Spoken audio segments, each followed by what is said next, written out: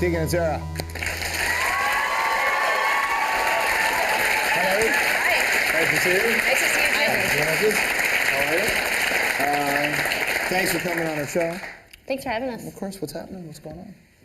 We're just hanging out, Tegan and I thought we'd pop by. Yeah, See how you were. They're just floating around the studio, Yeah. looking for Rick Mercer's autograph that stumbled across the Hour studios. Exactly. Yeah. It's a great record. I really do love this record. I needed to sort of clarify this. The story kicking around is the first time you've written together for your own album? Mm-hmm.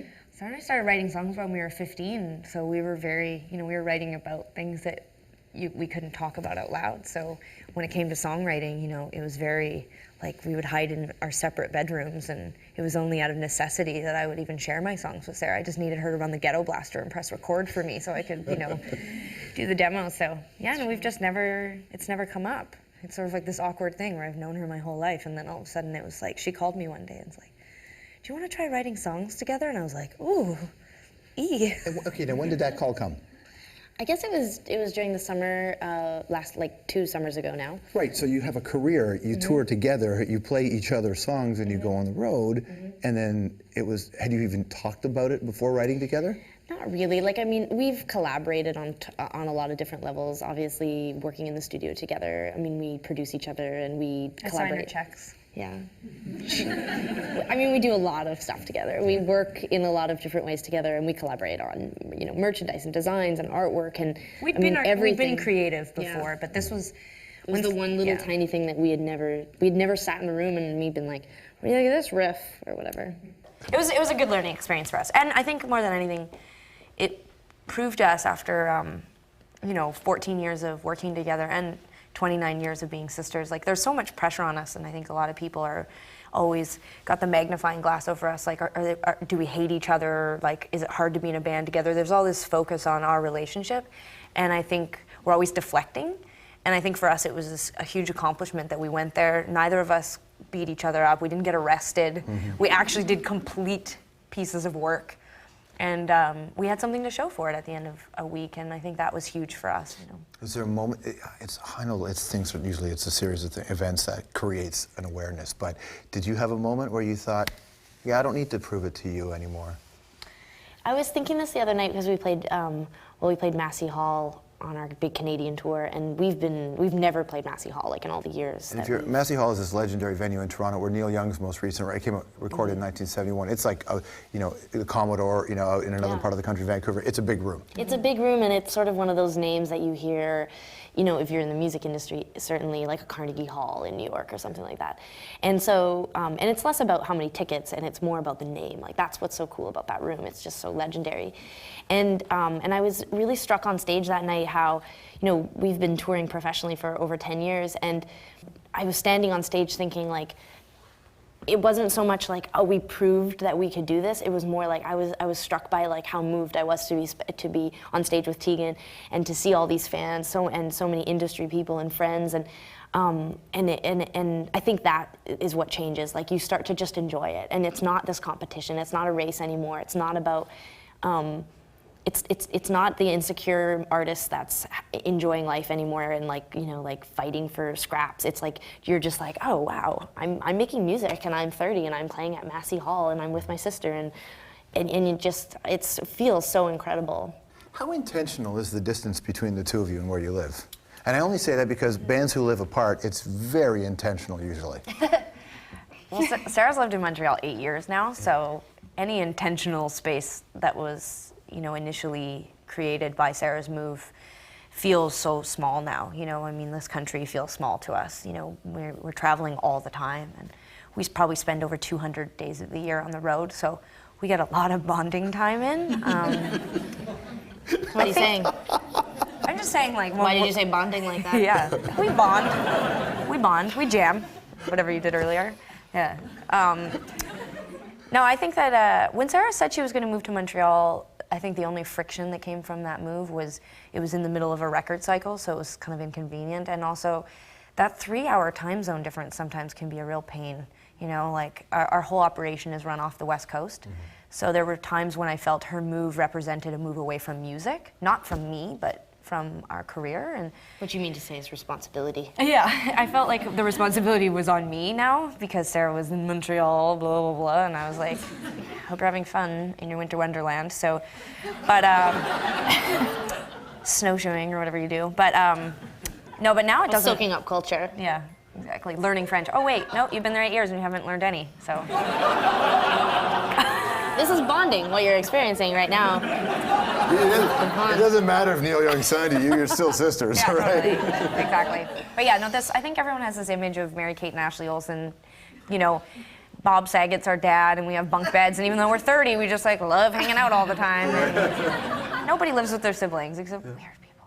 So, no, the space, I think if we didn't do what we do, we would probably live in the same city or close to each other. Sure. But because we do what we do, It's nice to it's spend nice time to have apart. space The, from everyone. you had mentioned the pressure, that everybody puts all this pressure, and it's true, you actually have, there's a different story people tell about you from the very get-go. It's been different, and it's because of your relationship with each other and the fact that you're sisters. How you handled it changed? Were you defiant about it in the beginning? I think we were really resistant to talk about our relationship and deconstruct it in an honest way because we felt like it was the line that it was private, like when people were trying to always get details from us. And it was ugly sometimes. I mean, we have hilarious stories. Now it's funny to tell stories of like us beating each other up in like Econo Lodge hallways and stuff like that. And like Tegan smothering me with a parka in Kingston, Ontario once. But I just think like... In anger? Yeah, we used to fight all the time because we used to have to share a room and we would just have these battles. And I think Who else were we going to fight? We were 19 alone. years old, signed to a record deal with no support, so we had to go out alone.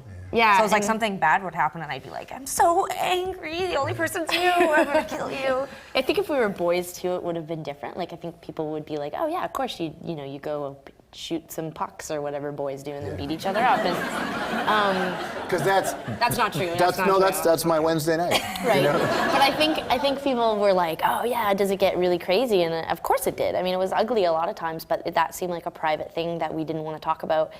And we wanted people to focus on the music. And now that people are sort of focused on the music, there is like less pressure, and we can sort of deconstruct our relationship in a way that feels like we're not exploiting the relationship.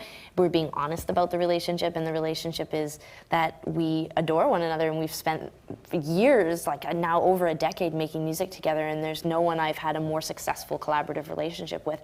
And I think there's a sense of pride in that too. Like it is hard to be around your sibling. It's hard to be around anyone. I mean, between Tegan and my hairdresser, I've never really liked anyone for like more than like 2 or 3 years. And so I feel like it's a sense of accomplishment that allows us to open up. To you, George. Yeah, I'm fine. To you, I can handle it. Yeah. Well, now that they're getting along, we'll break them up. Sibling rivalry with Tegan and Sara after this. Who's better at lying? We don't lie. I don't believe you. Who has the last word in an argument? Sarah. Who wins more arguments between the two of you? It never feels like winning. No. Nobody wins. Nobody wins.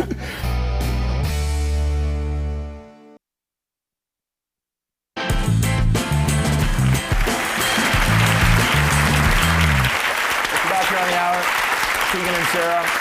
I will say this.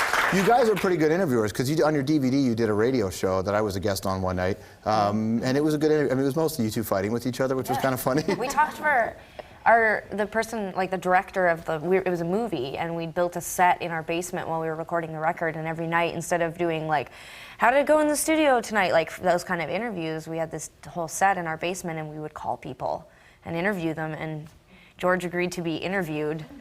But really, yeah, it was just like this like really long conversation where we all talked a lot. But Sarah and I the whole point of the show was supposed to be that we were supposed to be having a very difficult time making this record, and our director had to switch tapes in the middle of the interview, and she was trying to get our attention to get us to stop talking, like to say like, hold on a second, George, we've somehow managed to burn up 60 minutes of tape. But It was we hilarious. just kept talking, so she just was like, whatever, and just like took the tape out and put another one in. The average call for Forest Phone was 11 minutes.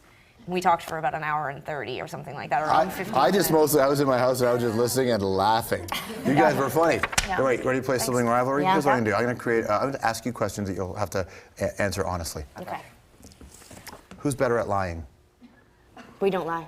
I don't believe you. I'd say I am. I think I'd probably be a better liar. Yeah? I don't know why. Do you ever lie at her? All the time. Who has the last word in an argument? Sara. Did the audio pick her up going, I love that.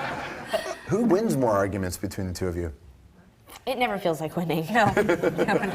Nobody wins. Nobody wins. Which one of you is better with money? I am. That's Sarah's really a nickname question. for me is the calculator. Just let it go. If better means keeping it all and protecting it. That is what that means. Is that what it is? Because I always thought it was like investing and spending it. Yeah. Investing, right. So you enjoy your money more, you hang on to your money sure, more. sure. All right, which one of you gets drunk faster? No, that's me. Tegan acts more drunk. It doesn't matter how much alcohol has been It's consumed. true. She always. I'm my mother's daughter. Half Yeah. a glass of champagne and I talk so loud.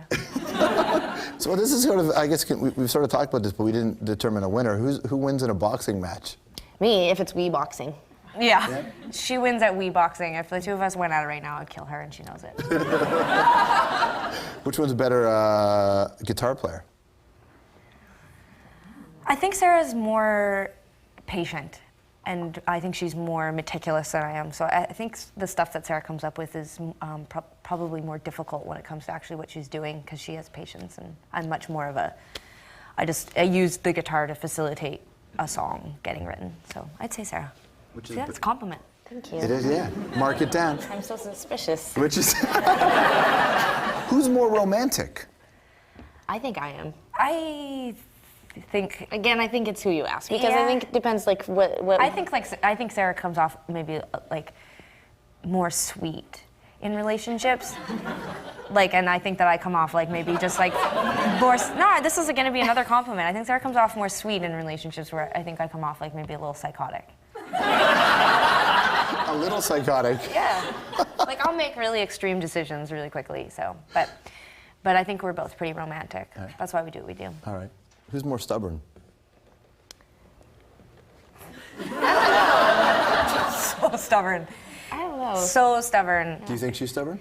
You know, I mean, I think that we both we have really strong opinions about things, and we don't back down. And I think that's why we make great leaders. I think that's why we make great band leaders. And I think, being stubborn and staying true to yourself is what helps you get through in this industry. Turn stubborn into staying true to yourself.